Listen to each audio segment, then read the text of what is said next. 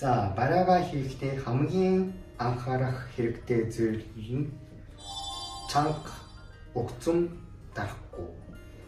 Чанга угцум ингэж барихаар энэ хүн нөгөө бие чодчроод биш. Өөрийн биеийг хамгаалахын тулд ингэж боржингаа чодчроод өшөө хатуурдаг.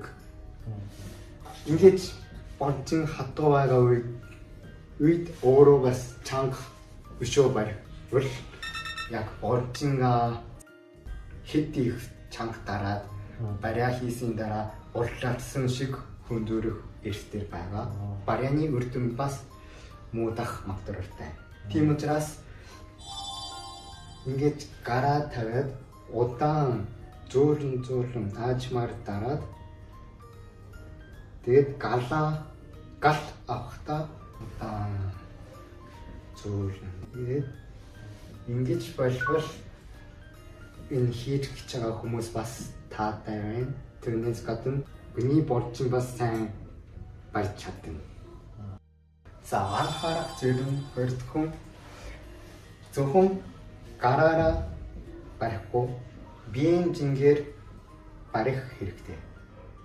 Яагаад гараараа барихгүй гэвэл зөвхөн гараараа баривал мэдээж бариад өөрөөсөө ятардаг.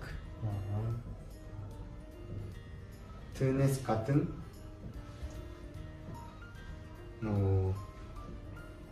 барианы чанар бас арай өөр болно.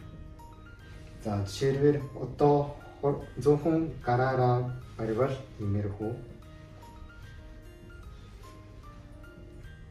Тэгээд биеийн жингээр дарахаар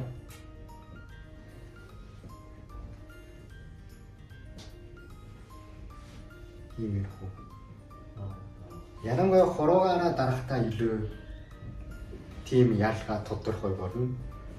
За ихэд зөвхөн гараараа барихаар иймэрхүү. Тэгээд дараа нь биеийн жингээр барихаар иймэрхүү.